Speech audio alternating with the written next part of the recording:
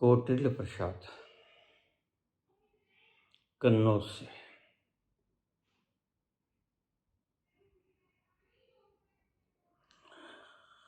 बाबा सादर चरण स्पर्श।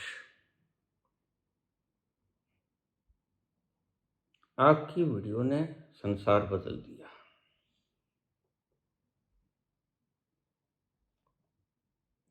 आप बातों को बड़े सरलीकृत ढंग से व्याख्यायित करते हैं। कृपया जाप के बारे में हमें क्या होता है,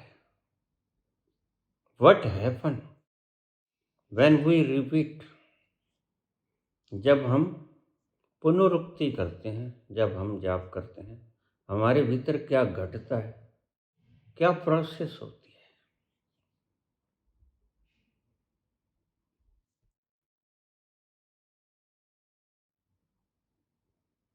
आपकी बातों को मानकर हमने मूर्ति पूजा बंद कर दिया, जाप करना बंद कर दिया और फुर्सत के लम्हे भी पाए। आनंद भी मिला, रसास्वादन भी मिला।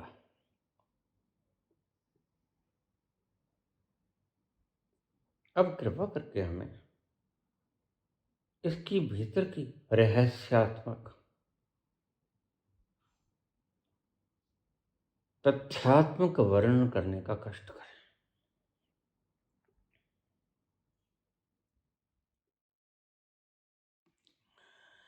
जाप करने से तुम शक्ति को व्यय करते हो, लूज करते हो। जाप करने से तुम शक्ति को व्यय करते हो। शक्ति के व्यय होने से तुम मूर्छित हो जाते हो। और ध्यान का अर्थ है जागरण होना, टू बी अवेयर। होना था तुमने अवेयर, हो जाते हो तुम मूर्छित। यह बिल्कुल उलट परिणाम मिलता है आपको। इसलिए मैं कहता हूं, डोंट वेस्ट योर एनर्जी। जरूरी कामों पर अपनी शक्ति को व्यय करो। ऋषियों ने तो, संतों ने तो, पातंजलि बुद्ध और महावीर ने तो, योगियों ने यहां तक कि मौन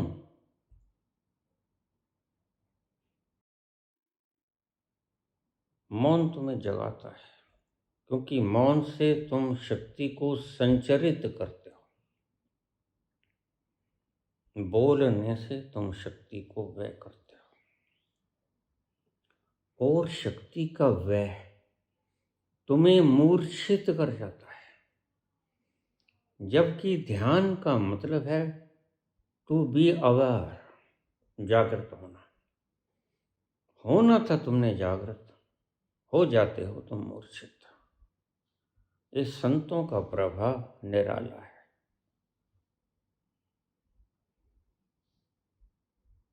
बस यही इसकी आंतरिक प्रोसेस है। भीतर की क्रोनोलॉजी तुमने पूछी, भीतर का रहस्यात्मक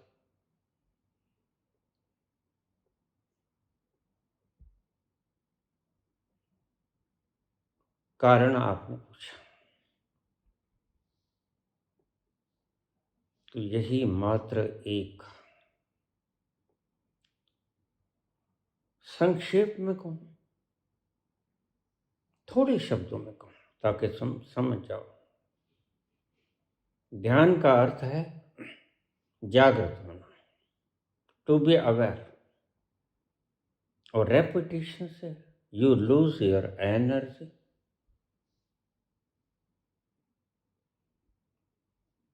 उससे तुम अवेयर नहीं हो पाते, उससे तुम मूर्छित हो जाते हो। परिणाम उलटाया, तुम चले थे परमात्मा की तलाश में, और परमात्मा की तलाश, परमात्मा मिलता है जागृति से, अवेयरनेस से। रेपिटेशन तुम्हें मूर्छित कर देती है, जो कि अवेयर से बिल्कुल अपोजिट होती है। इसलिए तुम कभी नहीं पहुंच पाओगे। शब्द चाहे तुम राम ले लो, अल्लाह ले लो, वाहेगुरु ले लो, 5 नाम ले लो, 1000 नाम ले लो, उतनी ही ज्यादा शक्ति वह होगी।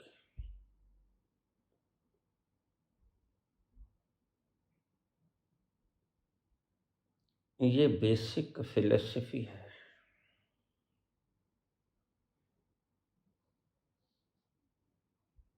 जितने अवेयर तुम हो जाओगे, उतनी ही तुम्हारी कॉन्शियसनेस ग्रो की। और जाप करने से, पाठ करने से, पूजा करने से,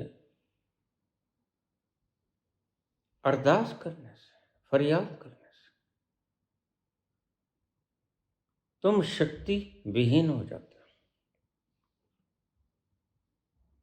और जाप के अंदर तो तुम निरंतर 2-2 घंटे बैठे रहते हो। जरा सोचो, कितनी शक्ति को तुम व्यय नहीं करते 2 घंटे में। वही शक्ति तुम्हें भीतर ले जाने में सहयोग करती है। उसी शक्ति को तुमने गंवा दिया। फिर तुम आशा करते हो कि हमारी जिंदगी में फूल खिले, रस उतरे। मेरे पास लोग आ जाते हैं, बाबा 14 साल से लगातार एक स्थान पर, और बिना कुछ खाए पिए। यह कैसे संभव हुआ?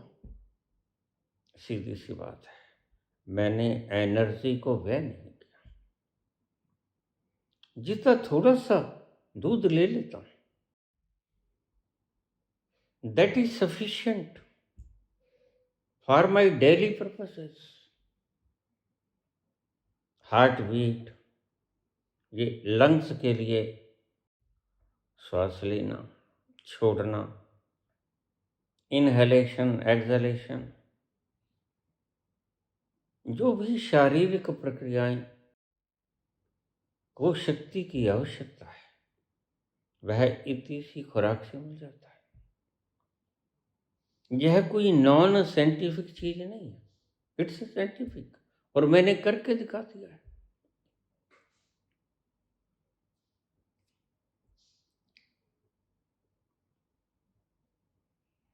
जितना महीन सूक्ष्म भोजन तुम करोगे,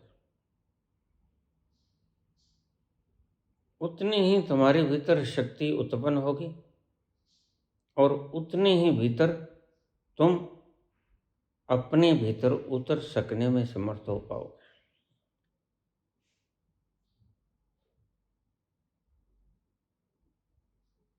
तो आपने पूछा, पुत्र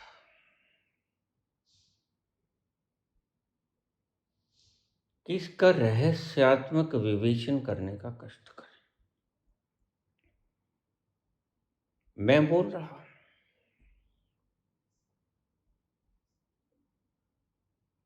I am losing my energy, क्योंकि बोलने से शक्ति व्यय होती है। लेकिन मैं उसके हुक्म में बोलता हूं, मुझे बोलना पड़ता है, मन नहीं करता, बोलना पड़ता है। क्योंकि अगर न बोलूंगा तो शास्त्र तो कुछ बोलते नहीं। शास्त्रों में तो तुम्हें पढ़ना पड़ता है और तुम पढ़कर शास्त्रों को अपनी बुद्धि के हिसाब से उसका अर्थ निकाल लोगे आचार्यों की तरह, बिना उस तल पर जाए जहां से संत बोलता है। कोई भी व्यक्ति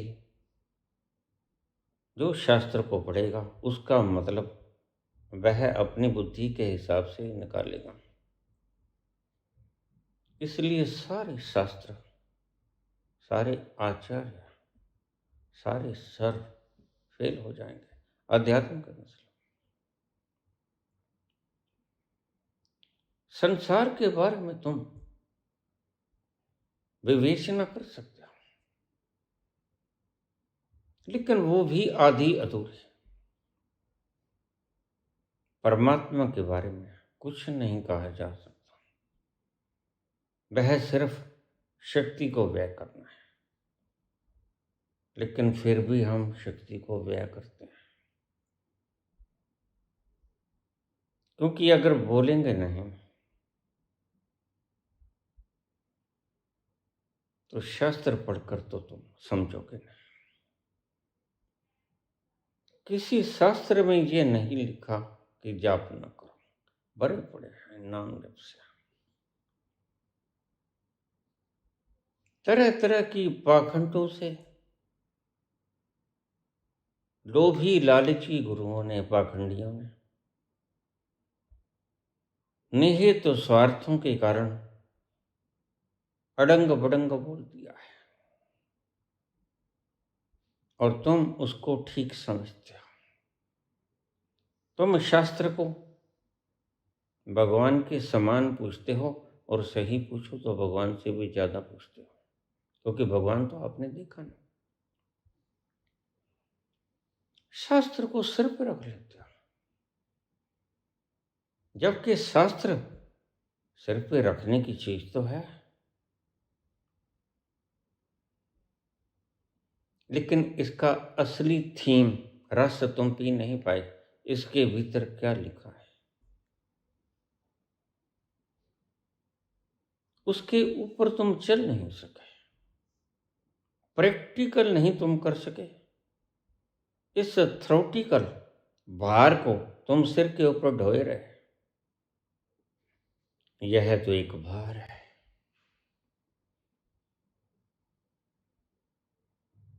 अगर तुमने इसको पढ़ा नहीं तो तुम कहीं नहीं पहुंचोगे। इसको पढ़ो, इसको गुनो, मनन करो, इसके बताए हुए मार्ग पे चलो, फिर तुम पहुंच जाओगे। लेकिन ध्यान रखना, इस शास्त्रों को तुमने नहीं पढ़ना। इस शास्त्रों को जागृत पुरुष से सुनना, और जागृत पुरुष वो है जिसने वो अपना आनंद का तल छू लिया है। वह जगह जगह भौंकता नहीं फिरता।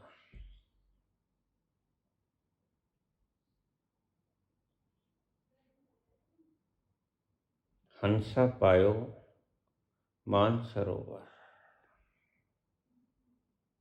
ताल तलैया क्यों डोले। मन मस्त हुआ फिर क्यों बोले। बोलने की आवश्यकता नहीं, लेकिन संत फिर भी बोलता है, क्योंकि संत एकांत में बैठा 24 घंटे उस रस का पान करता है। मौन में ही तो होता है संत। संत बाहर जाकर लोगों में भ्रमण नहीं करता, शास्त्रार्थ नहीं करता। शास्त्रार्थ करना शक्ति को व्यय करना है। इसलिए संतों ने ब्रह्मचर्य का पालन करना,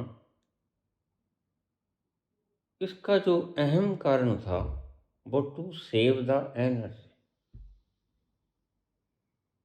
क्योंकि यौन प्रक्रिया जो एक पूरे मनुष्य को जन्म दे देती है, जीवंत चीज को जन्म दे देती है, उसमें कितनी शक्ति होगी जरा सोचना, कल्पना करो।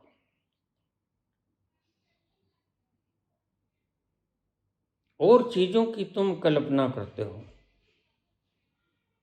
तुम कल्पना करते हो कि मेरे से ज्यादा भाग्यशाली व्यक्ति कोई नहीं, और ऐसा कभी नहीं हो पाएगा। कितनों के साथ ऐसा हो गया। सिर्फ ब्रह्म कुमारियों का उपदेश करने वाले इन लीडर्स के पास हो गया, तुम्हारे पास नहीं हुआ। तुम कितना ऊपर उठ गए, वर्ण तुम नीचे धंसते ही चले गए, उनकी मान्यताओं से ग्रस्त होकर। मान्यताएं तुम्हें दबाती हैं, सुप्रेस करते हैं, और तुम कुंठित होते चले जाते हो। एक दिन तुम पागल हो जाते हो। यह घिसी पिटी टेप तुम कितने दिनों तक, कितने वर्षों तक सुनोगे, आखिर में बोर हो जाओगे। और हैरानगी की बात है, 30 वर्ष से मैं देख रहा हूं, मुमुक्षु बैठे हैं और उसी घिसे पिटे रिकॉर्ड को रोज सुनते रहते हैं। कोई नया शब्द नहीं, क्योंकि इनके पास इन्वेंशन करने को कुछ नहीं। इन्वेंशन वो व्यक्ति कर सकता है जो अपने ही भीतर उतर गया, उसको रोज नए मुकाम मिलेंगे। जो यात्रा पर निकल गया, उसको रोज नए दृश्य मिलेंगे देखने को, रोज उसके तल बदलेंगे, रोज वह आगे आगे जाएगा और उसे देखने को रोज नया मिलेगा कुछ। यह लोग चलते नहीं, इन्हें चलना आता नहीं। ये ऐसे ही लोग हैं जो मुझे प्रश्न पूछते हैं, बाबा हम अपने ही भीतर कैसे जाए। और मुझे बड़ी हैरानी होती है, दुख भी होता है। भला कि अपने ही भीतर जाना इन्हें नहीं आता, और क्या आता है। और इनसे गुरुद्वारा के पाठ सुन लो, गीता के श्लोक सुन लो, बाइबल के शब्द सुन लो, कुरान की आयतें सुन लो। ये घिसे पिटे रिकॉर्ड रोज सुनते हैं। नहीं,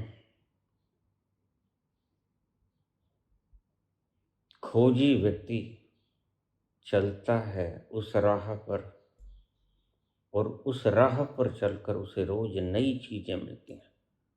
मुझे मेरे शिष्य पूछ लेते हैं, बाबा ये रोज नई, रोज नई, रोज नई बात कहाँ से आती है। मैं रोज गहरे गहरे गहरे गहरे जाकर उस तल से लाइव कमेंट्री करता हूँ, और तल रोज बदलता है। मैंने यह मार्ग मंजिल तक लाखों बार कवर किया है, मेरे लिए बड़ा आसान है।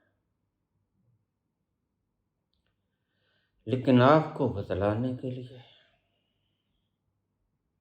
मैं रोज ही चलता हूं उस राह में, और उस राह के भीतर जो जो भी दृश्य आते हैं उनको मैं आपको वर्णित करता चला जाता हूं, जैसे संजय ने महाभारत को वर्णित किया धृतराष्ट्र के आगे। क्योंकि धृतराष्ट्र अंधा था, तुम भी अंधे हो। अंधा वह होता है जिसने वह मार्ग देखा नहीं, जिसका संत व्याख्यान करता है। इसलिए संजय को रोज की घटनाएं जो घटती हैं 18 दिन तक घटी, संजय धृतराष्ट्र को निरंतर सुनाते रहे, क्योंकि धृतराष्ट्र अंधा है लेकिन सुन सकता है।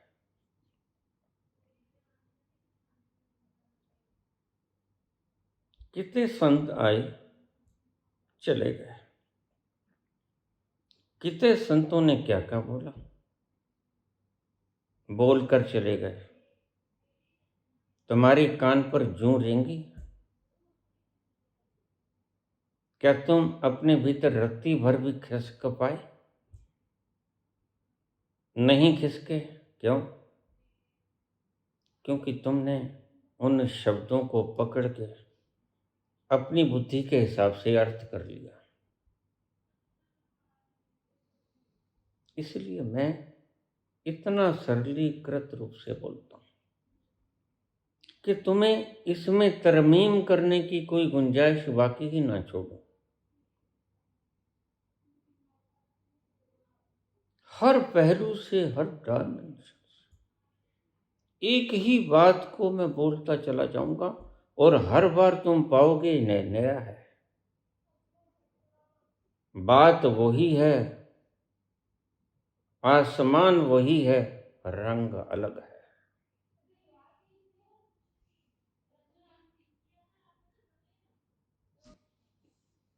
इसे फिर से सुन लो। तुमने जहां जाना है उस स्थान को परम जागृति कहते हैं, टोटली अवेयरनेस। और जाप हो कि पाठ हो कि पूजा हो कि तप हो कि षोडशोपचार पूजन हो कि तुम्हारे कर्म कांड हो,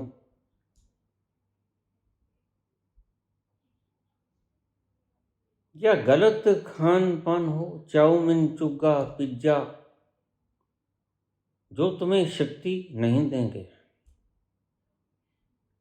जो तुम्हारे शरीर को विकृत करेंगे, तुम्हारे तमाम अंगों को ज्यादा प्रयास करना पड़ेगा वो भोजन पचाने के लिए। तुम उस खाने से शक्ति अर्जित नहीं कर पाओगे, जबकि खाने का मतलब ही ये होता है, उद्देश्य ही ये होता है,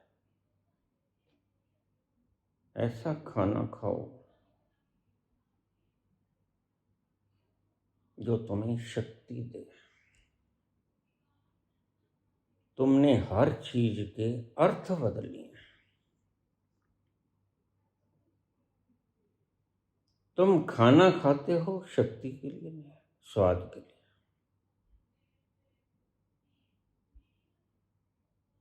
संत खाना खाता है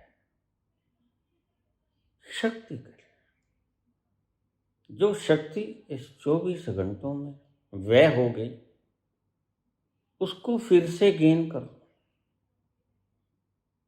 ये टिश्यूज फिर से चलना शुरू हो जाए, हृदय बराबर धड़कता रहे, फेफड़े बराबर सांस लेते रहे, अन्यथा यह रथ ठहर जाएगा। तुमने अपने ही अर्थ निकाल लिए शब्दों के, क्रियाओं के अपने ही अर्थ निकाल लिए। यौन शक्ति अपनी नस्ल को बढ़ाने के लिए होती है। यह प्रकृति की शानदार नियामत है। हम अपने वंश की वृद्धि कर सकें। कुत्ता कुत्ते को पैदा करता है, मनुष्य मनुष्य को पैदा करता है। मनुष्य की संतति समाप्त न हो जाए, वंशावली समाप्त न हो जाए, इसलिए परमात्मा ने प्रत्येक जीव, यह वासना नहीं है, काम ऊर्जा है, काम ऊर्जा दी। लेकिन कोई क्या करे, अगर तुम इसको अन्य कारणों के उद्देश्यों के हिसाब से प्रयोग करना शुरू कर दो। अब भोंदूलाल जी कहते हैं, उसका नाम भूल गया मैं लड़की का, कौन सा एक है,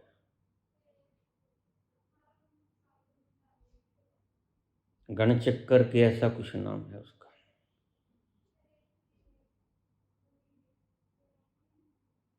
बाबा तो हमें 2 घंटे आनंद देते हैं। क्या से क्या हो गया, बेवफा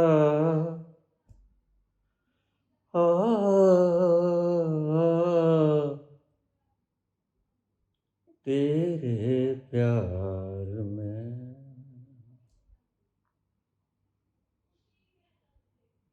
मांगा था क्या मिला, बेवफा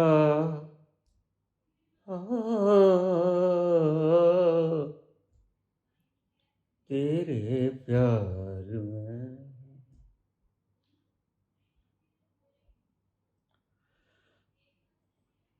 तुम इसको स्वाद के लिए प्रयोग करना शुरू कर दिए। कामना करते हो कि हम उस परम रसानंद को कैसे पिए 24 घंटे।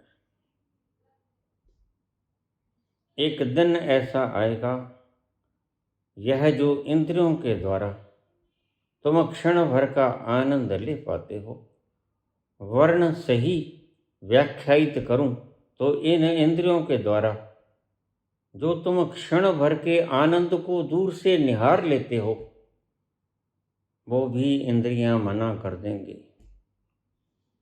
इंद्रियां निर्बल हो जाएंगी, तुम्हारा कहना मानने से इनकार कर देंगी, विद्रोह कर देंगे।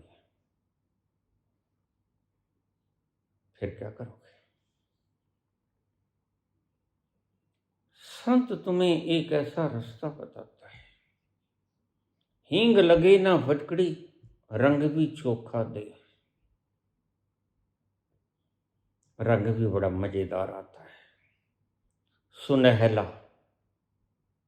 और हींग लगे ना फटकड़ी, लगता भी कुछ नहीं, वर्ण जुड़ता है, आनंद जुड़ता ही चला जाएगा, और वह किसी पे डिपेंड नहीं है। तुम्हारा आनंद तो तुम्हारी इंद्रियों पे डिपेंड है।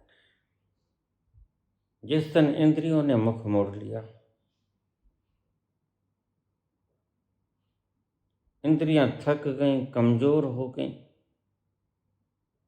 शक्तिहीन हो गईं, बूढ़ी हो गईं,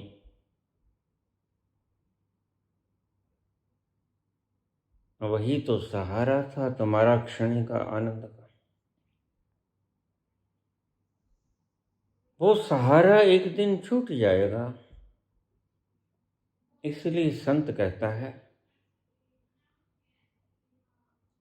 वक्त रहते संभल जा, वक्त रहते जाग जा।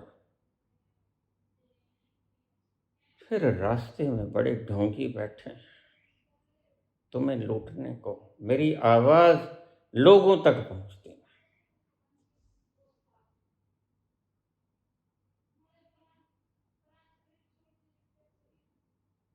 इसको लोगों तक पहुंचाया करो, क्योंकि धरती का ऐसा कोई मानव नहीं जिसको आनंद नहीं चाहिए। सच पूछो तो प्रत्येक व्यक्ति हर पल हर घड़ी इसी आनंद की खोज में व्यस्त है।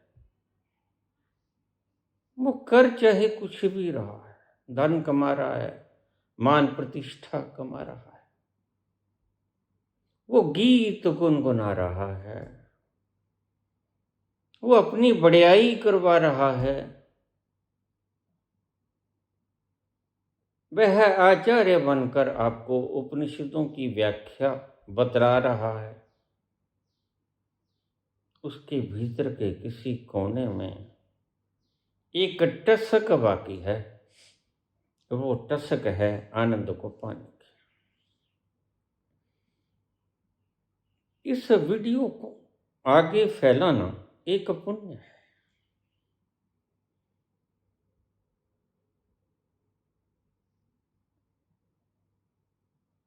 मेरे पास इतने साधन नहीं है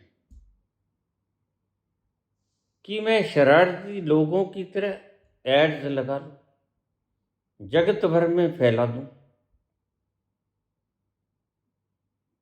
इतने साधन नहीं है। बस यह तो सिर्फ तुम ही कर सकते हो अगर चाहो तो। इसने अपने मित्र, परिजन, परिवार, दोस्त, यहां तक कि तुम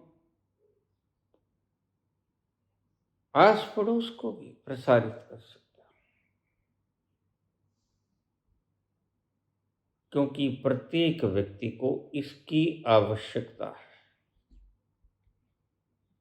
और इसकी आवश्यकता में दर दर मारा व्यक्ति, उसको राह दिखलाने वाले अंधे बहुत हैं।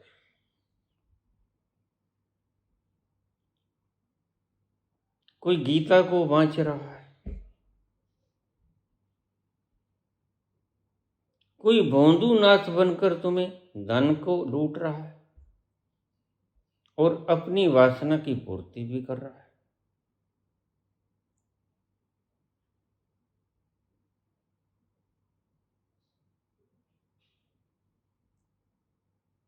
होशियार यार जानी ये रास्ता ठगों का। ध्यान रखना, क्योंकि ये सबकी जरूरत है।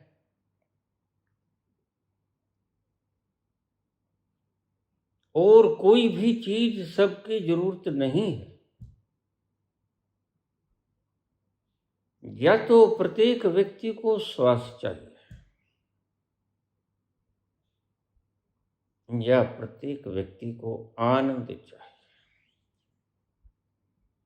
और अगर तुम किसी व्यक्ति को आनंद पाने में सहायक हो सकते हो तो उसका फल तुम्हें बहुत मिलेगा। वह व्यक्ति जब आनंदित होगा, उसके हृदय स्थल से पुकार निकलेगी, धन्यवाद निकलेगा तुम्हारे प्रति। और उस धन्यवाद का कोई मूल्य नहीं होता सिक्कों में।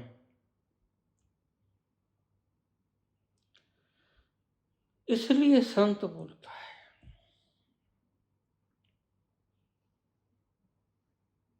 क्योंकि संत देखता है कि सारा जगत दुखी है,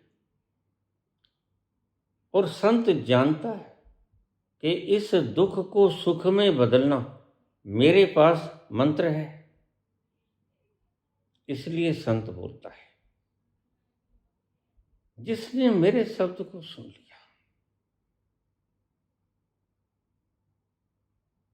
वह समय पाकर दूसरों को भी यह वीडियो शेयर करे। तानाशाही से नहीं, बहुत से लोग प्यासे बैठे होते हैं, उनको पता ही नहीं होता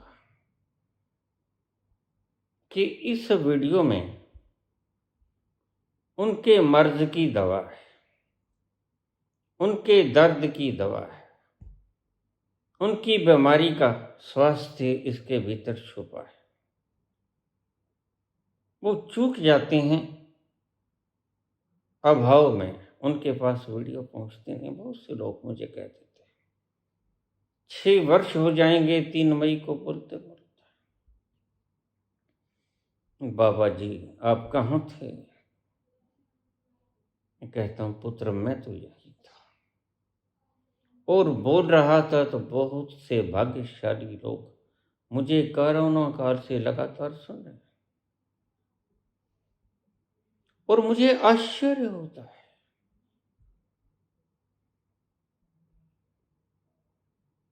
जब कोई बिटिया मुझे कहती कि एक मास्टर जी भी आपकी तरह बोलते हैं, क्या मैं उसको सुन लिया करूं? तो निश्चित ही मुझे समझ आती है कि इस बेटी ने मुझे ठीक से सुना नहीं। माला तो कर में फिरे, जीव फिरे मुख मां, मनी राम चहूँ दिसर, यह तो सुमरन ना। तुमने कुछ ऐसा ऐसा ही मुझे सुन लिया होगा, मैं रोज आपसे कहता हूं, मुझे सुनना बिल्कुल खाली वेला में। एक बार मेरी वीडियो को खाली वेला में सुनना, एकांत में सुनना, किसी उद्यान में बैठ जाना, किसी आपके कमरे में एकांत में बैठ जाना, फूलों के बाग बगीचे में बैठ जाना और अकेले में सुनना, तो यह शब्द तुम्हारे हृदय में जाकर तुम्हें बड़ा आनंद देंगे, क्योंकि इन शब्दों के साथ चिपक कर वह आनंद आता है जिसको मैंने उस रात, शरद पूर्णिमा की रात, समुद्र भर भर के पिया था, पैग भर भर के नहीं। यह शब्द बिल्कुल नया है आपके लिए। समुद्र भर भर के पिया था।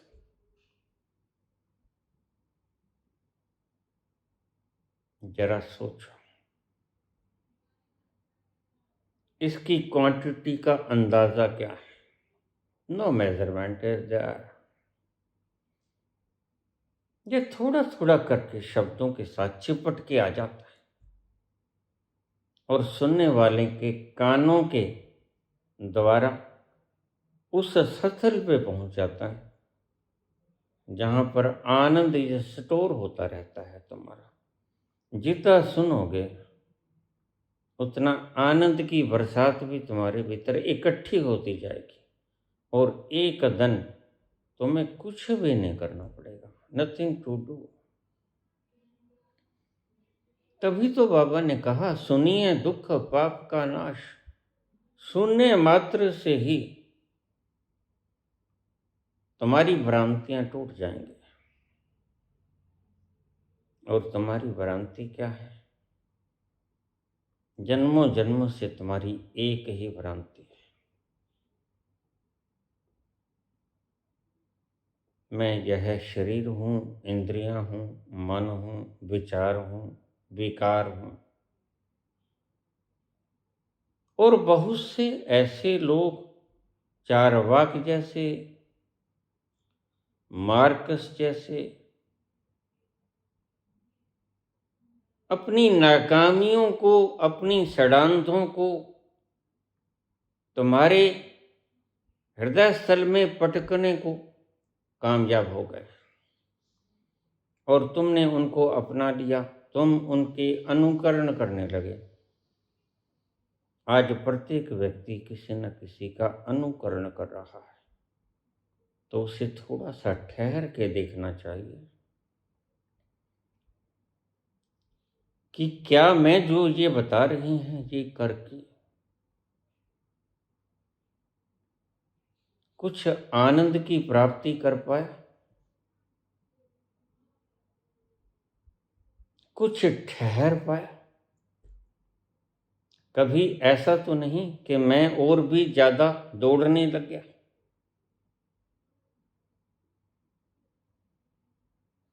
तुम पाओगे ऐसा ही है। तुम्हारे मार्गदर्शक तुम्हें दौड़ाते हैं, जबकि आनंद तुम्हें ठहराता है। यह भी एक मेजरमेंट की तरह ले लेना। जिस सतल पर जाकर, जिस जगह पर जाकर, जिस गुरु के सानिध्य में बैठकर तुम्हें ठहराव का आनंद मिल जाए, बस तुम्हें और कुछ देखने की जरूरत नहीं है। वही बासी बासी, वही पुराने दुराने रिकॉर्ड फिर से सुना देना, यह तो रट्टाखोरों का काम होता है। गुरु से गुरु तक अगर गद्दियां बदली, तो गुरु से गुरु तक अनुभव नहीं जाता। अनुभव तो स्वयं से ही कमाया जाता है, टू अर्न योर सेल्फ। गद्दियां बदल दोगे तुम, बदल देते हो। बाबा हजूर बना देते हैं, हजूर किसी दिन फिर बाबा हो जाते हैं, और वह बाबा फिर हजूर बना देते हैं। गद्दियां बदल गई,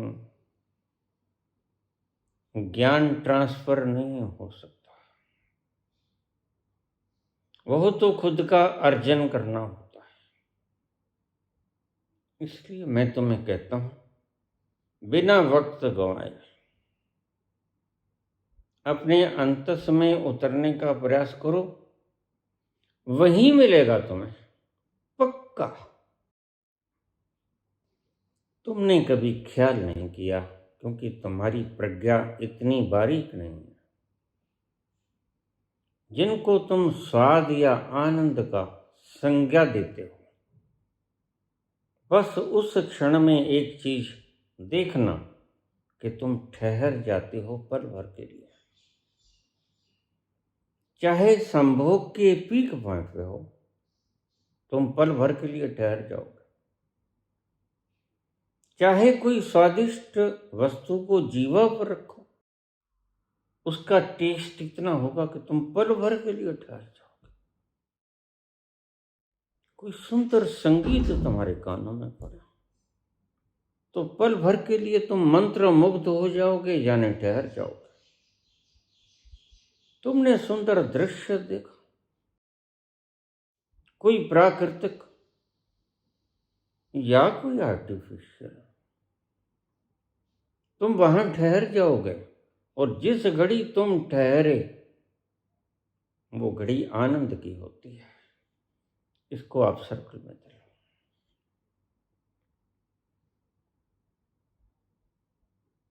जिस घड़ी तुम ठहर गए वह घड़ी आनंद की होती है।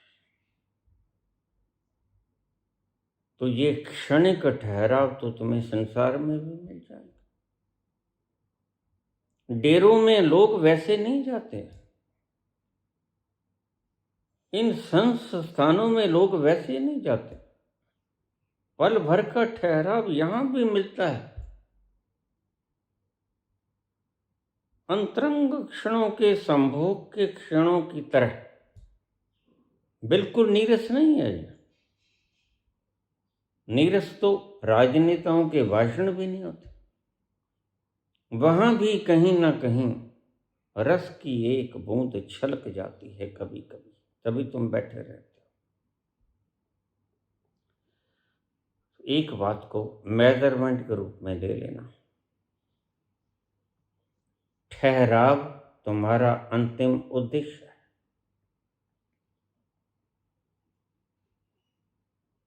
Ultimate target of life.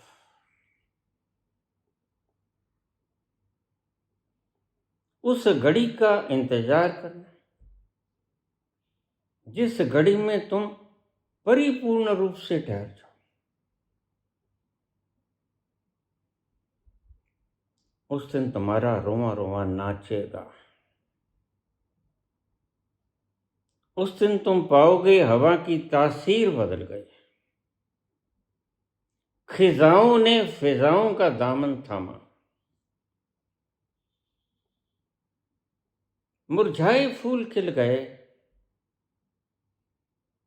आसमान गाने लगा, पंछी नाचने लगे, वृक्ष लहलहाने लगे, पत्ते मुस्कुराने लगे। ये धरा सुगंध बिखेरने लगी। चारों तरफ आनंद ही आनंद बिखरता दिखेगा तुम्हें। उसी घड़ी की इंतजार रखना।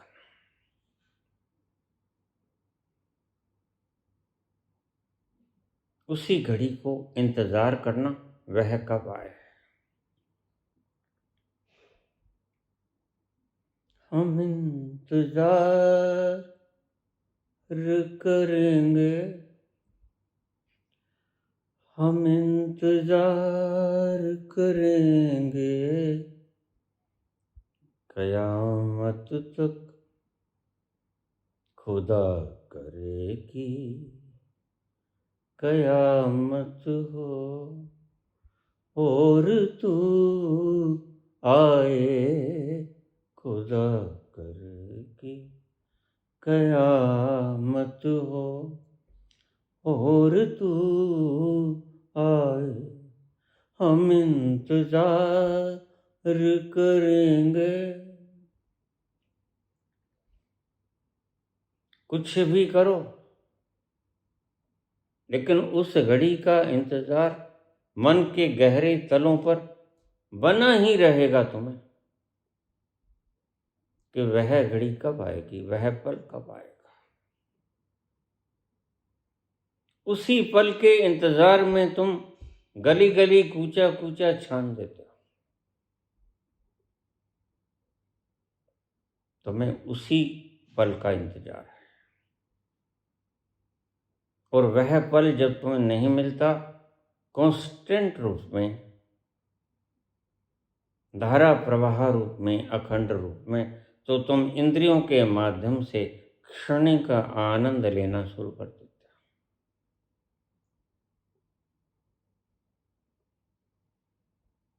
क्यों? यहां एक बात को ध्यान से सुन लेना।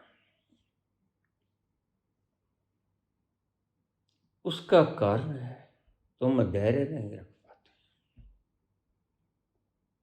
तुम प्रतीक्षा भी करना, हम इंतजार करेंगे क़यामत तक,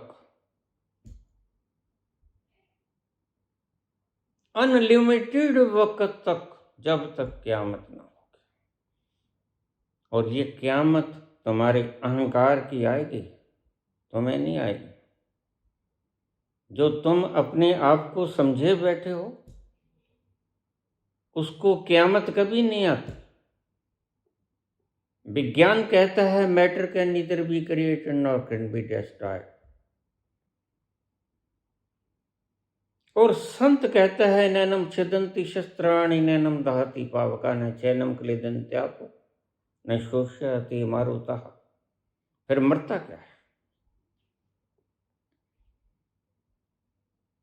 न पदार्थ मरता है, पंचभौतिक तत्वों से बना हुआ ये शरीर बिखर जाता है, मरता नहीं, स्कैटर हो जाता है, खिंड जाता है, डेड नहीं होता।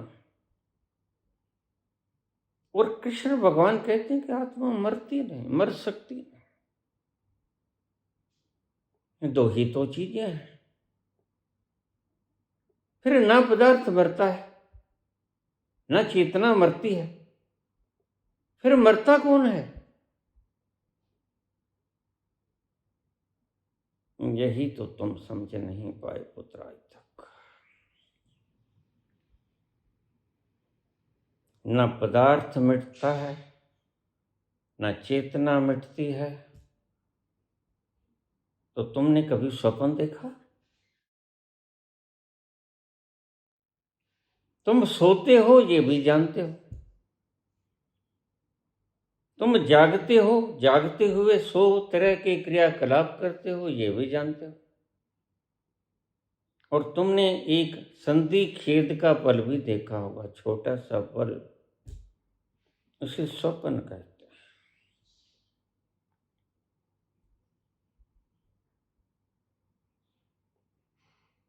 एक पल के लिए ठहर जाओ, यही है तुम्हारे दुख का कारण। स्वप्न जब देखा जाता है तब तुम उसको इनकार नहीं कर सकते। तुम 100% मानते हो कि ये स्वप्न नहीं सत्य है, इसलिए तो तुम्हारा स्वप्न टूटता नहीं। लेकिन क्या स्वप्न वास्तव में है? जैसे कल्पना में तुम भगवान हो जाते हो, कल्पना में भगवान तुम्हारे पास आ जाते हैं। कल्पना में स्वप्न आते हैं लोगों को कि बाबा आप हमारे स्वप्न में आए। मैं कहीं जाता नहीं, वरना अगर जाता हूं तो मैं हर जगह हर वक्त रहता हूं। Am omnipresent, everywhere, every time. मैं कहीं जाता आता नहीं, मैं सदा स्टिल हूं, सदा स्थिर हूं, सदा अकंप हूं, सदा अचल।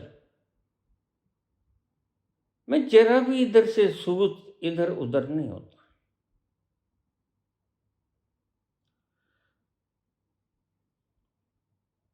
तो स्वप्न भी तुम देखते हो, नींद को तो तुम अच्छी तरह जानते हो। हम 5 घंटे सोए, 8 घंटे सोए।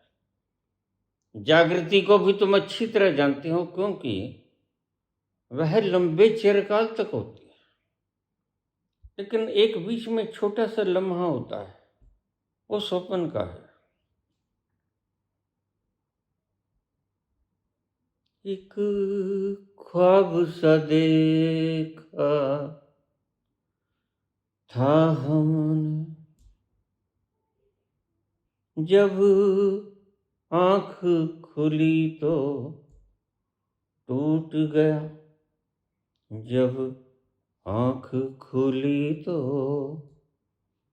टूट गया।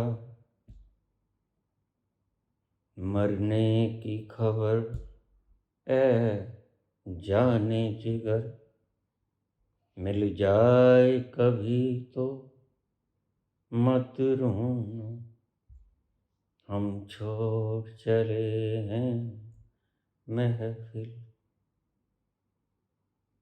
एक ख्वाब सा देखा था हमने, जब आंख खोली तो टूट गया।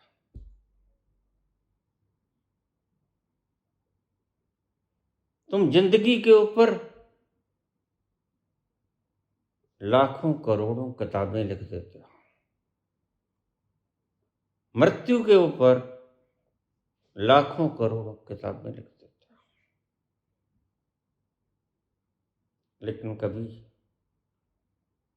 स्वप्न के ऊपर भी कोई किताब लिखी थी? स्वप्न क्या है भी कि नहीं?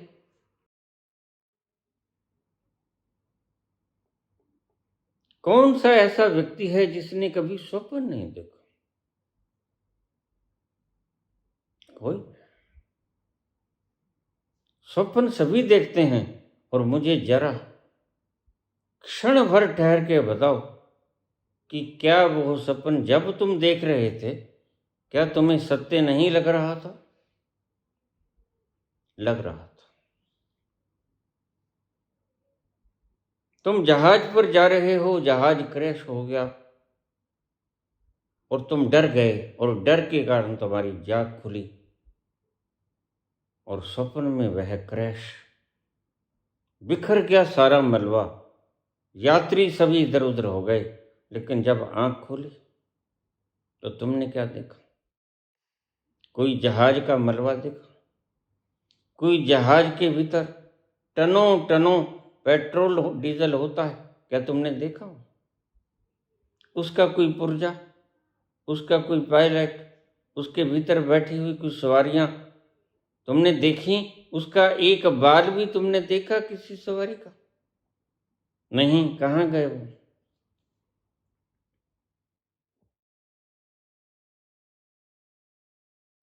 यह मैं कोई वर्णन अज्ञात का नहीं कर रहा हूं, यह वर्णन मैं भ्रम का कर रहा हूं। यह भ्रम, यह इल्यूजन ही अहंकार है, और यह खोएगा। और मुझे इतना बता दो कि इसके खोने से तुम्हारा नुकसान क्या है? सोच लो, सोच लो, सारी जिंदगी भर सोचते रहो, और जब तुम्हें जवाब का पता चल जाए तो मुझे बता देना कि स्वप्न के खोने से तुम्हारा क्या खो जाएगा। सोच के मुझे बता देना, और तुम्हारा जवाब क्या होगा मैं आज बता देता हूं। तुम कहोगे हमारा कुछ नहीं खोता बाबा, यह तो एक स्वप्न था, दुहू स्वप्न था, बुरा सपना देखा, लेकिन सपना ना बुरा होता है ना अच्छा होता है। जो होता ही नहीं उसका अच्छा क्या और बुरा क्या।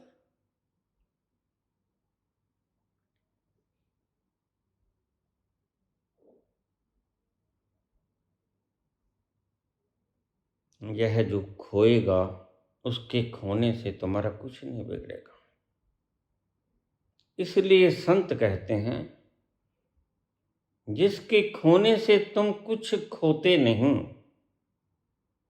उसको खो दो। बड़ा प्यारा शब्द है। जिसके खोने से तुम कुछ खोते नहीं उसको खो ही दो। उसके बने रहने में बड़ा दुख है। अहंकार अगर बचा रह गया तो तुम कितने जन्मों तक दुखी रहोगे। और उसके खोने से तुम्हें कोई नुकसान नहीं होगा और तुम फिर भी उसको बचाए रखते हो। जपो 5 नाम। ये सब उस अहंकार को बचाने की तरकीबें हैं। राम हो, रहीम हो, अल्लाह हो, अकबर हो, वह गुरु हो। 5 नाम हो, 1000 नाम हो, गीता हो, कुरान हो, पुराण हो, वेद हो, उपनिषद हो, ये सब सपने हैं।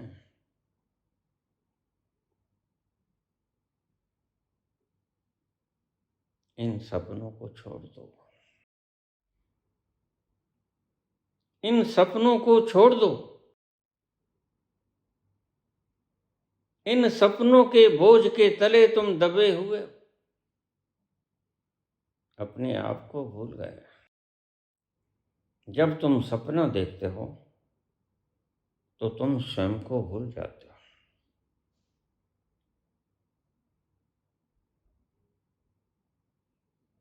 और सुबह जग कर पाते हो कि सपने में जो खोया, इतना नुकसान हुआ, जहाज टूट गया, करोड़ों का था, पैसेंजर मर गए, उनकी कोई कीमत नहीं। सारा मटेरियल द्रव्य उसके भीतर पेट्रोल आज मिलता ही नहीं, वह बिखर गया। बड़ा नुकसान हुआ होगा। लेकिन जब जग जाते हो तो पाते हो जरा भी नुकसान नहीं, वरना अच्छा ही हुआ। जो था ही नहीं वो टूट गया। जो कभी खोता नहीं, जिसके खोने से तुम कुछ खोते नहीं, वह खो ही जाए तो अच्छा है।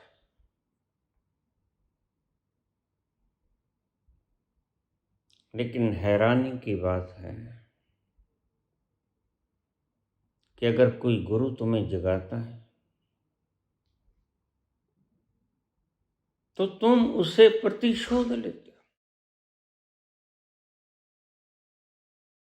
वो तुम्हारे इन सपनों को तोड़ता है, जगाता है, हिलाता डुलाता है, जग जाओ, और तुम गुस्सा हो जाते हो। तुम उससे प्रतिशोध लेते हो। तुम उसकी हत्या कर देते हो। ईसा को सलीब लगा देते हो, मंसूर के हाथ पांव काट देते हो, सोक्रेटिस को जहर पिला देते हो, मीरा को जहर का प्याला बेच देते हो। इसने मेरे सोने में खलल डाली। यह दुष्ट कहां से आ गया। सोए हुए थे चैन से ओढ़े हुए कफन। सोए हुए थे चैन से ओढ़े हुए कफन, यहां भी सताने आ गए, किसने पता बता दिया। तुम इतना गुस्से होते हो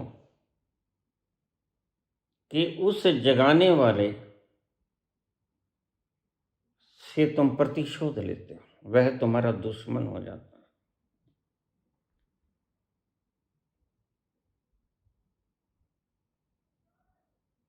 इसलिए संत तुम्हें दुश्मन जैसे दिखाई पड़ते हैं।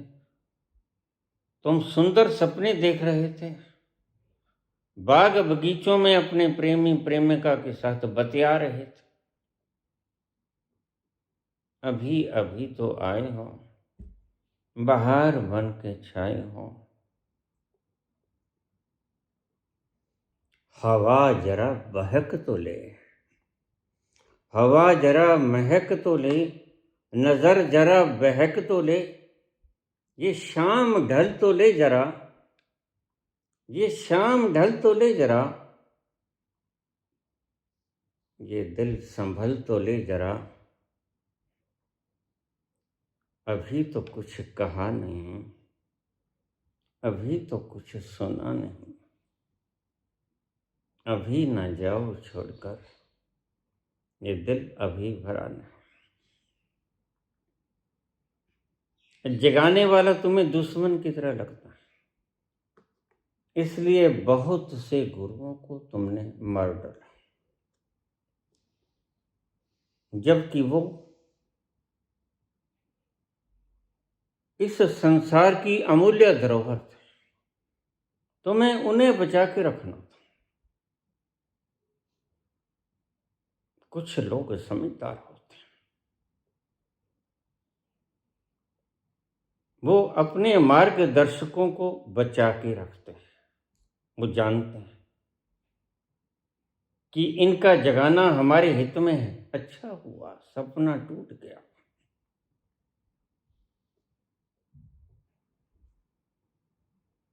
जबकि जगाने वाला तुम्हें जगाता है कि जो तू देख रहा है सपना, उसमें कोई तत्व नहीं है, वह सत्य नहीं, वह झूठा है।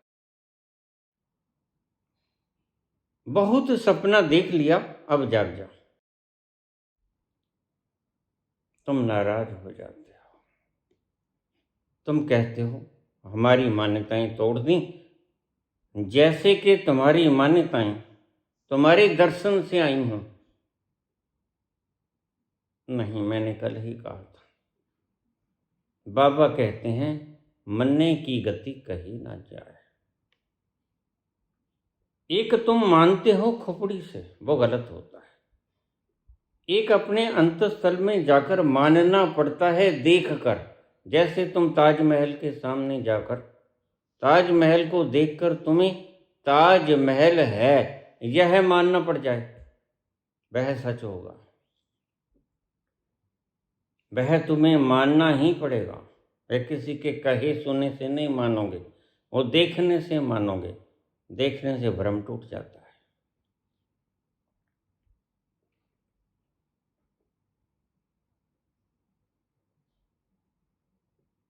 जिस सपने के टूट जाने से तुम्हारा कुछ घटता नहीं, कुछ बढ़ता नहीं, वरन अच्छा है कि तुम देखना शुरू करोगे, अपना काम धाम करोगे। किसी ने ट्रेन पकड़नी है, किसी ने ऑफिस जाना, किसी ने दुकान खोलनी, किसी ने बच्चे के लिए दवाई लेके आना। हजार काम है संसार में। सपने के टूट जाने से तुम्हारा जर्रा भी टूटता नहीं, नुकसान नहीं होता।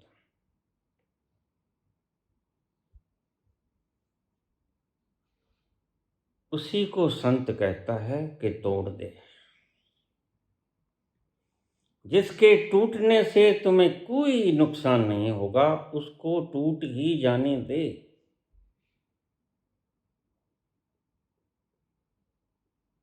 और वो क्या है? तुम्हारा इल्यूजन, तुम्हारा भ्रम, तुम्हारी मिसकॉन्सेप्शन।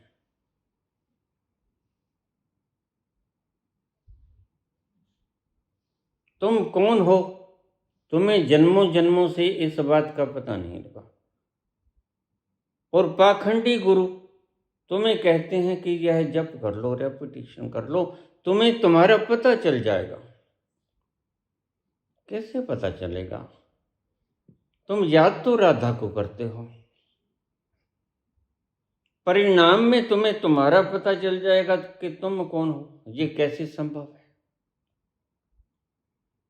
राधे राधे करते करते तुम स्वयं को जान पाओगे, यह कैसे संभव है?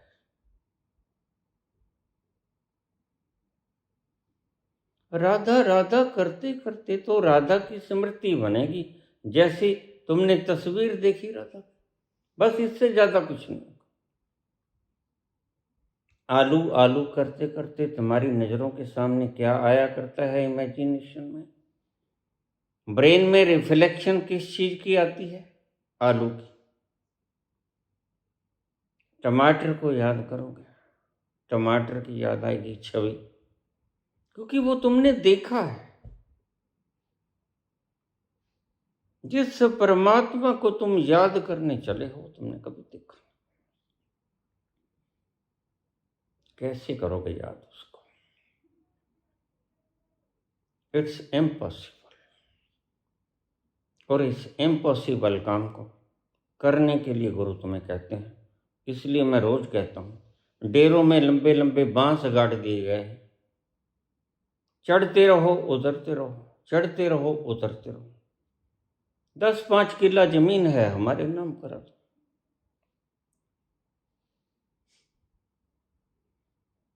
क्योंकि ये तो संग लेके जाएंगे, इन्हें भ्रम है, तुम्हारे कौन सा साथ जाने।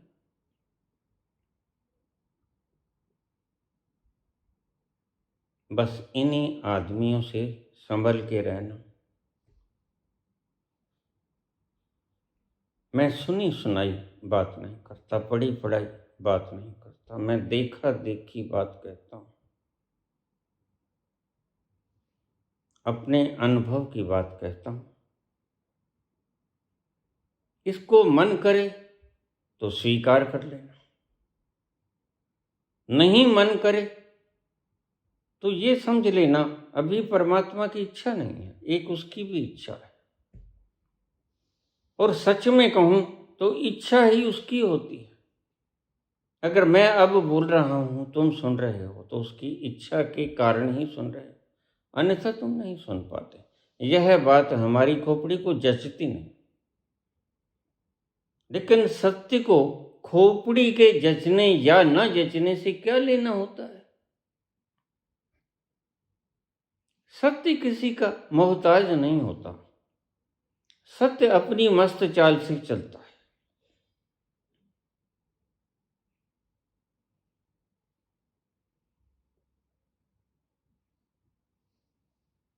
जिसके टूट जाने से, जिसके मिट जाने से, क्षमा के भीतर परवाने का भस्मीभूत होने से कुछ मिटता नहीं, उसको मिट ही जाने दो ना। क्योंकि संत तुम्हें एक अजूबी बात कहता है, अगर तुम मरने के बाद, मिटने के बाद भी ऐसे ही बने रहते तो संत तुम्हें कभी नहीं कहता transfer yourself, transform yourself नहीं कहता। संत जानता है अपने अनुभव से, उसने बदल कर महा आनंद का रस पिया, तो तुम भी बदल जाओ। बदलने से तुम्हें आनंद के समुद्र मिलेंगे, नहीं बदलोगे तो इन्हीं गमों में गोते खाते रहोगे, इन्हीं दुखों के संताप में, इन्हीं चिंताओं की चिता में जलते रहोगे। ये तुम्हारी मर्जी है, क्योंकि संत डिक्टेटर नहीं होता। संत अपना अनुभव बोलता है और उस पर भी तुम इतराज उठाते हो।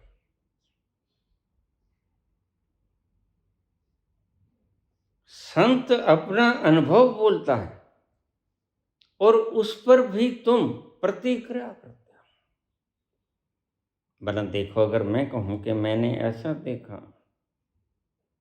तो तुम कहो कि नहीं ये गलत है, इट्स योर हेलुसिनेशन बाबा, तो मैं कहता हूं ओके।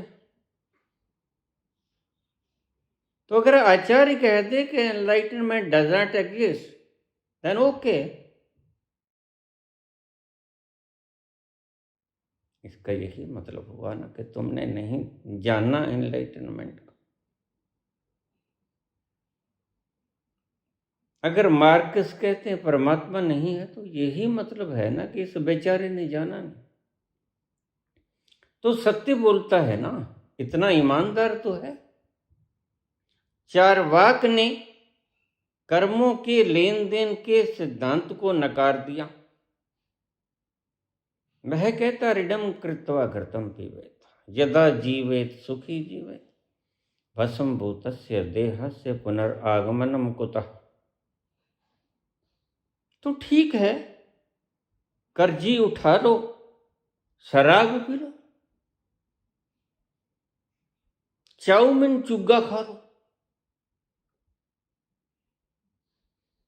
जेल में बंद होने का डर है, किसी को रिश्वत देना है तो किसी मित्र से उधार मांग लो,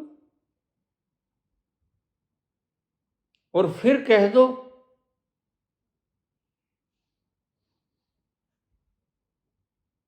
यदा जीवेत सुखी जीवेत।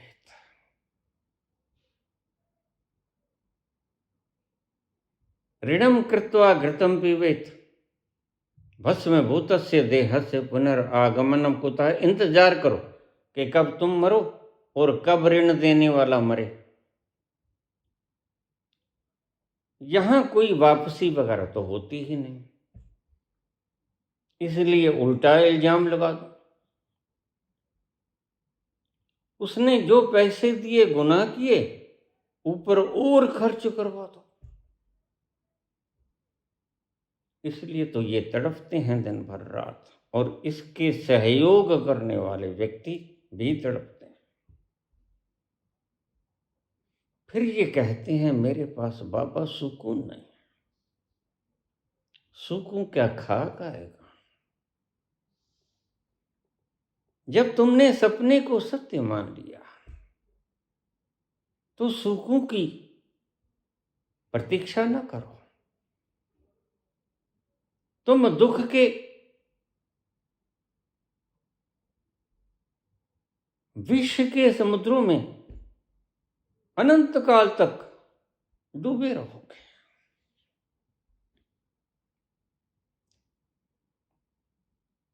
अगर कोई नहीं मानता, तो फिर यही मतलब है, संत कहता है कि वह नहीं जानता।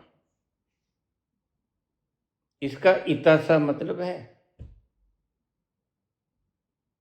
कोई सर, कोई आचार्य, कोई मार्कस, कोई चार्वाक, कोई बात कह के, सिद्धांत कह के कितना भी सीना फुलाए करे,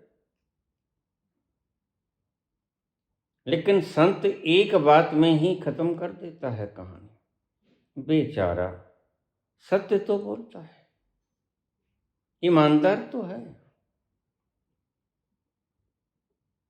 नहीं देखा होगा। लेने को देना पड़ता है भाई, वापसी होती है जहां कर्मों का फलसफा मिलता है। यह नहीं जानता होगा, प्रकृति की मार नहीं पड़ी होगी।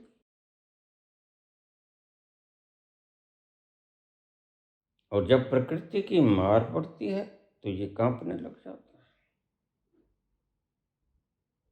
और इन लोगों पे प्रकृति की मार पड़ती ही रहेगी। क्यों? क्योंकि प्रकृति के नियमों के विपरीत चले। नहीं मानोगे तो प्रकृति का क्या लोगे? टेढ़े आड़े चलोगे तो चूकना तुड़वाओगे ना भाई। यह प्रकृति का नियम है। प्रकृति के नियमों का अवहेलना करोगे तो परिणाम भुगतने को भी तैयार रहो। जिसके खोने से तुम्हारा कुछ खोता नहीं, उसको संत कहते हैं कि खो ही दो ना।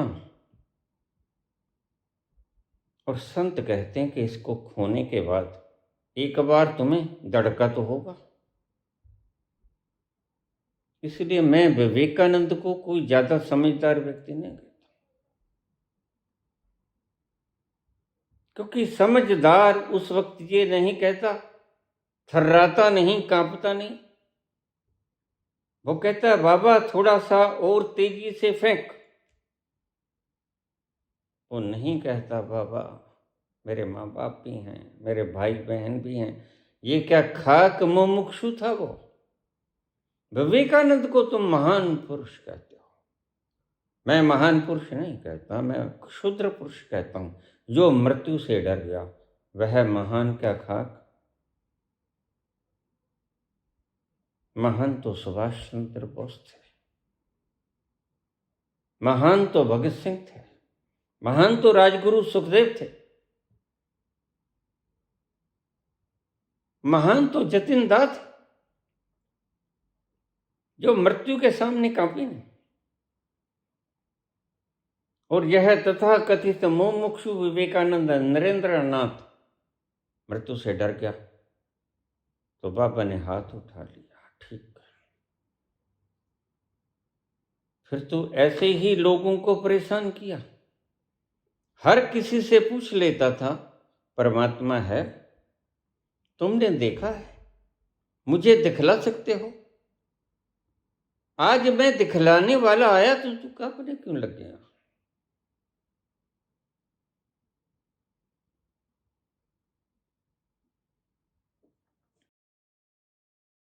विवेकानंद कायर था, व्यसनी था। ऐसा कौन सा व्यसन था जो उसके भीतर नहीं था। इसीलिए 31 बीमारियों से युक्त विवेकानंद हिंदुस्तान के अपने आश्रम के भीतर 39 वर्ष की छोटी सी उम्र में तड़प तड़प के प्राण तक। तुम मरने के बाद व्यक्ति को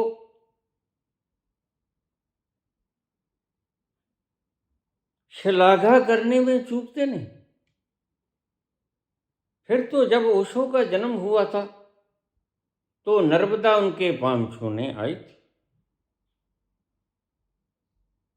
फिर तो जब कृष्ण को ले जाया जा रहा था तो नदी ने उनके पांव बार बार चूमने चाहे। नदी में इतनी होश होती है क्या।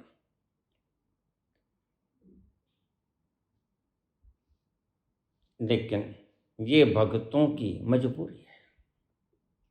अगाध श्रद्धा भी कभी कभी पगला देती है।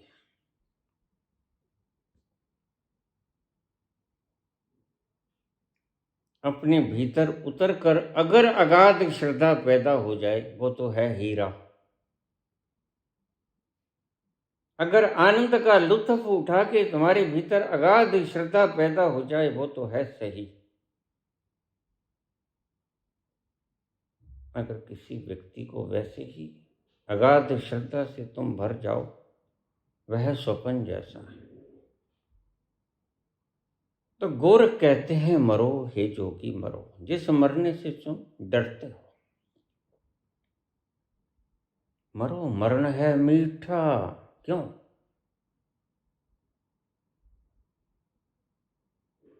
इसका फल मीठा होगा, मरने का फल मीठा होगा। और यह स्वप्न अगर मिट भी जाए तो क्या है, कुछ बिगड़ेगा तुम्हारा। अगर कुछ बिगड़े तो मुझे बता देना, जब तक मैं जिंदा हूं तो मुझे बता देना। एक बार फिर सुन लो, स्वप्न के मरने से, बिगड़ने से, टूटने से तुम्हारा कुछ घटता नहीं, टूटता नहीं। ऐसा ही तुम्हारा अहंकार है। अहंकार को गल जाने दो, जल जाने दो, परवाने की तरह भस्मीभूत हो जाने दो। फिर तुम जो पाओगे उसका वर्णन नहीं किया जा सकता, ताकियां गल्लां कथियां न जाए। उसकी बातें कहीं नहीं जा सकती। वह अवर्णनीय है, शब्दों से पार है, शब्दातीत है, वह रस रूप है, वह आनंद है। तो संत कहता है देखो, यह सच्चा सौदा है,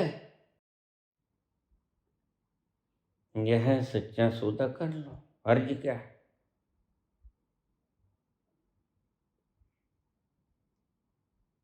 लेकिन हमने तो सच्चे सौदे की नकल बना दी। गुफाओं में सच्चा सौदा करने लगा, कत्लो गारत करनी शुरू कर दी, लूट पाट करनी शुरू कर दी। पता है लेकिन भूल गए कि जर्रा तो साथ में जाएगा।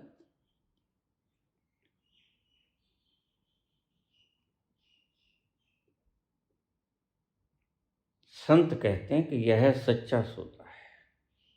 अहंकार को खो देना और उस विराट को पा लेना, यह है सच्चा सौदा। कोई किसी डेरे में सच्चा सौदा नहीं मिलता। सच्चा सौदा मिलता है अहंकार को गलाकर विराट को पा लेना, वह सच्चा सौदा है। उस सौदे में कोई नुकसान नहीं, उस सौदे में शूद्र विराट हो जाता है।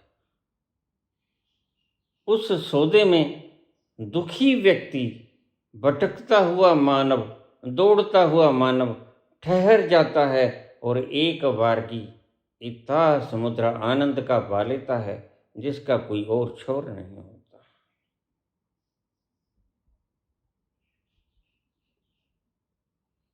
जिसके खोने से कुछ भी नहीं खोता उसको खो ही दो, उसको बचाने का प्रयास न करो। भला मृत्यु से भी क्या डरना होता है। उससे लोग कह देते हैं बाबा तुझे मार देंगे। मैंने कहा चलो हम मान लें कि तुम ना मुझे मारो, तो क्या मौत भी ना मारेगी? फिर तो वह तो मारेगी ही। जमाने ने मार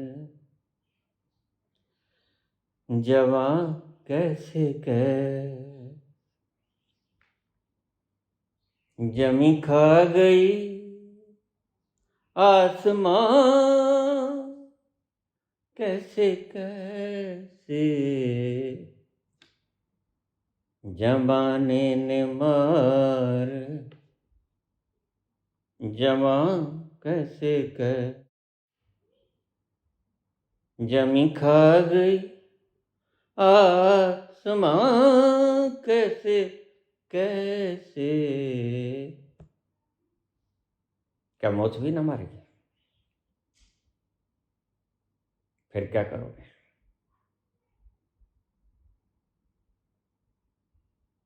तो संत कहते हैं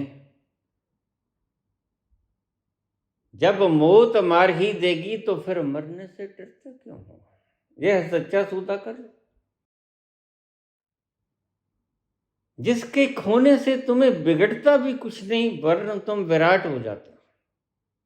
आनंद का सागर, विराट आनंद का सागर तुम पर बरस पड़ता है, वह है सच्चा सौदा।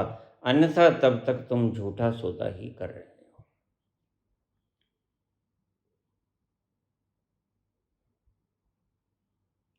तो तुमने पूछा पुत्र, इसकी भीतरी रहस्यात्मक विवेचना करो कि जप से आप मनाही क्यों करते हो। जप तुम्हें शक्ति विहीन कर देता है और शक्ति विहीन होकर तुम मूर्छित हो जाते हो। सारे दिन बोलते रहो, कुछ भी बोलते रहो। आज लोग बोल रहे हैं, कोई अल्लाह अकबर, कोई गॉड, कोई वाहेगुरु, कोई राम, कोई राधे, कोई पांच नाम, सभी बोल रहे हैं और सभी अपनी शक्ति को खो रहे हैं। और शक्ति को खोने से तुम मूर्छित हो जाते हो, जबकि जिस तल पर तुमने जाना है वह परम अवेयरनेस है, वह परम जागृत है। वहां जाकर मूर्छा हो जाती है। वहां जाकर मूर्छा का एक कण भी बाकी नहीं रहता। 100% तुम चैतन्य की धारा हो जाते हो। वहां जाना है तुमने, कैसे जाओगे तुम? नाम जप करके तुम जाओगे कैसे? क्यों मूर्ख हो गए हो? जिन ऋषियों ने कहा उन्होंने उसका विस्तार भी किया, व्याख्या की, लेकिन आप उसकी तरफ ध्यान नहीं करते। बाबा ने कहा नाम की व्याख्या करते हुए, जेता कित्ता तेता नाम, ये सारा पसारा, इसको बाबा कहते हैं यह नाम है। बिन नामे नाही को ठाव, ही इज ओमनी प्रेजेंट, सब जगह है वो, और तुम उसको शब्दों में बांध लेते हो, सीमित कर देते हो। अगर वह सब जगह है तो तुम उसको बांधोगे कैसे शब्दों में?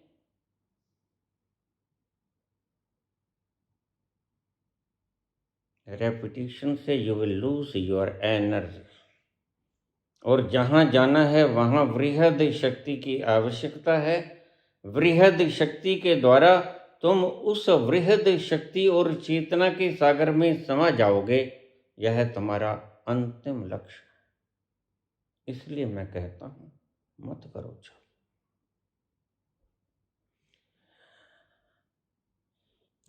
अंतिम शब्द, इसको सर्कल में ले लो। मूर्छा से कभी परम चेतना तक जाया नहीं जा सकता। मूर्छा से कभी परम चेतना तक, जागृति तक जाया नहीं जा सकता। जप करने से आती है मूर्छा, और तुम्हारा मुकाम है परम जागृति। कैसे पाओगे तुम? कैसे बनेगी सीढ़ी? मूर्छा कैसे सीढ़ी बनेगी परम जागृति की? कोई मुझे बता सकता है? श्री कृष्ण गोविंद हरे मुरारी, हे नाथ नारायण वासुदेव, पितु मात स्वामी सखा हमार, पितु मात स्वामी सखा हमार, हे नाथ नारायण वासुदेव, श्री कृष्ण गोविंद हरे मुरारी, हे नाथ नारायण वासुदेव।